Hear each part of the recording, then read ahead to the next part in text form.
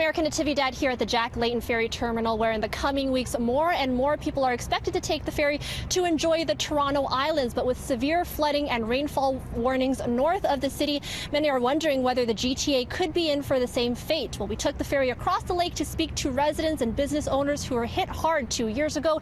Here's how they're feeling.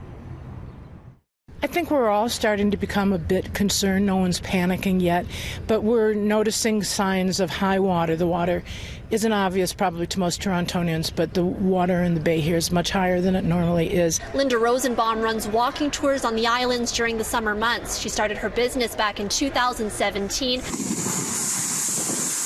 Same year it was hit with massive flooding. My business partner Susan and I started our walking tours, Toronto Island walking tours, on May 25th, and on May 26th they announced that the park was going to be closed for 2 months.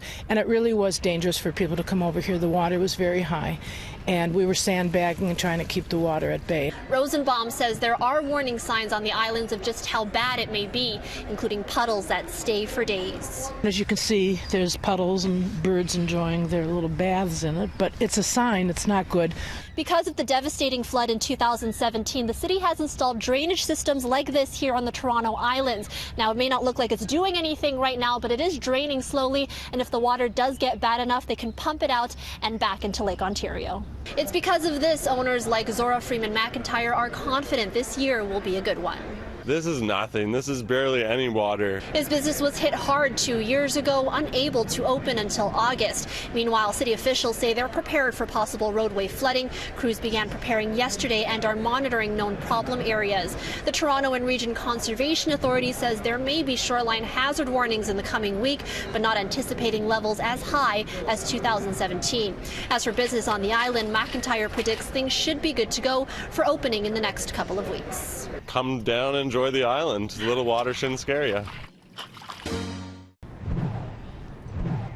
2 years ago, we saw massive flooding that hit the Toronto Islands particularly hard. This year, rising floodwaters north of the city have triggered fears of another lost season on the island. So is this the new normal? Well, we spoke to one expert at the University of Toronto who says it very well may be, but there are ways to respond.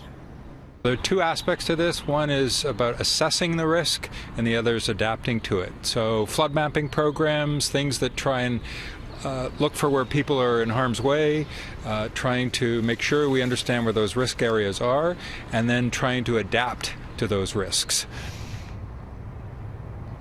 Now, Deloges notes that if global warming does go unchecked, we could see rising rainfall and snowfall and the amount of river flows as a result.